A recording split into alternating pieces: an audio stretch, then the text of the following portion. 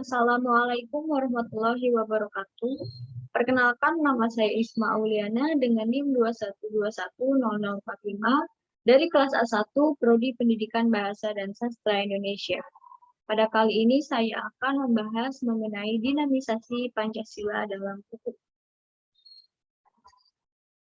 Apa itu dinamisasi? Menurut Kamus Besar Bahasa Indonesia, dinamisasi memiliki arti penuh semangat dan tenaga sehingga cepat bergerak dan menyesuaikan diri dengan keadaan sekitarnya. Dan secara umum, dinamisasi yaitu selalu bergerak mengikuti perkembangan zaman. Lalu, apa itu dinamisasi Pancasila? Sebagai ideologi terbuka, Pancasila memiliki sifat dinamis yang mencerminkan keterbukaan pemikiran sehingga mampu menerima segala iklim perubahan yang terjadi. Lalu Pancasila sebagai ideologi terbuka dan dinamis, yaitu nilai-nilai dasar yang terkandung dalam Pancasila bersifat abadi. Tetapi dalam pengaplikasiannya atau penjabarannya harus bersifat dinamis sesuai dengan perkembangan dan dinamika masyarakat Indonesia. Ideologi dinamis selalu hadir dalam diri para subjek pendukungnya, sehingga selalu relevan dan aktual dalam setiap kurun waktu. Oleh karena itu, ideologi dinamis memiliki unsur-unsur sebagai ciri-ciri kekhususannya, yaitu bersifat realis, bersifat idealis, dan bersifat fleksibel. Dengan kehadiran ketiga dimensi tersebut yang saling berkaitan, saling mengisi, dan saling memperkuat akan menjadikannya suatu ideologi yang tahan uji dari masa ke masa. Yang pertama yaitu ideologi Pancasila bersifat realis, yaitu mencerminkan kenyataan yang hidup dan berkembang dalam masyarakat, di mana ideologi tersebut lahir dan dikembangkan. Pancasila pada awal kelahirannya merupakan cerminan pola budaya masyarakat Indonesia yang direnungkan oleh para tokoh-tokoh kenegaraan Indonesia pada tahun 1945. Pola tata laku bangsa Indonesia direnungkan kemudian diangkat menjadi dasar negara, yang kemudian dinyatakan sebagai ideologi negara dan bangsa Indonesia, sehingga sifatnya adalah induktif, yaitu ideologi didasarkan atas tata hidup manusia yang sudah membudaya, sehingga sifatnya terbuka dan dinamis. Lalu yang kedua yaitu ideologi Pancasila bersifat idealis, yaitu konsep terkandung di dalamnya mampu memberi harapan, optimisme, serta mampu mengunggah motivasi para pendukungnya untuk berupaya mewujudkan apa yang dicita-citakan. Dan yang ketiga, ideologi Pancasila bersifat fleksibel, yaitu dapat menyesuaikan diri dengan keadaan yang terus-menerus berkembang, dan juga sekaligus mampu memberi arah melalui tafsiran baru yang konsisten dan relevan.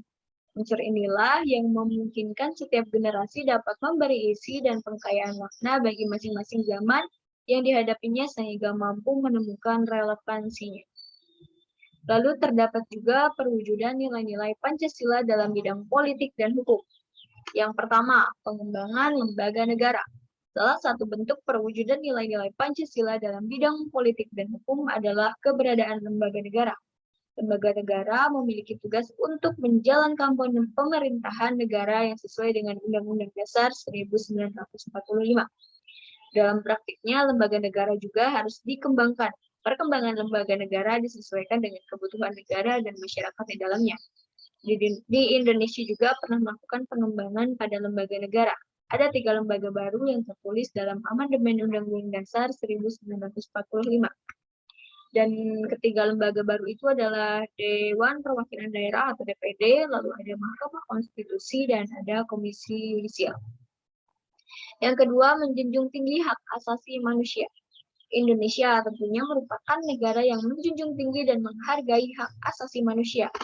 Hal itu karena HAM berhubungan juga dengan nilai-nilai yang terkandung di dalam Pancasila sebagai dasar negara.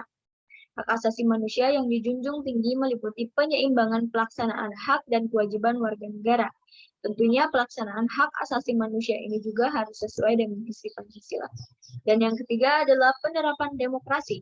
Sistem demokrasi yang dianut oleh Indonesia adalah demokrasi Pancasila. Artinya, demokrasi ini bertumbuh dari nilai dan tradisi budaya bangsa. Sistem demokrasi di Indonesia meliputi yang pertama, demokrasi yang mengutamakan musyawarah, mufakat, dan kekeluargaan. Yang kedua, demokrasi yang tidak berdasarkan dominasi mayoritas maupun tirani minoritas. Dan yang ketiga, sistem yang mengutamakan kekeluargaan, bukan sistem yang saling menjatuhkan atau mengutamakan kepentingan individu dan golongan. Contoh perwujudan sistem demokrasi di Indonesia adalah adanya pemilihan umum dan dilakukan untuk memilih pemimpin. Dan yang terakhir adalah pemberlakuan hukum. Hukum nasional yang berlaku di Indonesia harus bersumber pada nilai-nilai Pancasila sebagai akar dari segala sumber hukum. Peraturan perundang-undangan yang berlaku tidak boleh bertentangan dengan nilai-nilai Pancasila. Hukum bisa disusun berdasarkan norma sosial yang berlaku dalam masyarakat Indonesia maupun dari luar. Meski begitu, hukum yang akan diberlakukan harus tetap sesuai dengan nilai-nilai Pancasila. Mungkin sekian yang dapat saya sampaikan, kurang dan lebihnya mohon dimaafkan. Terima kasih atas perhatiannya. Wassalamualaikum warahmatullahi wabarakatuh.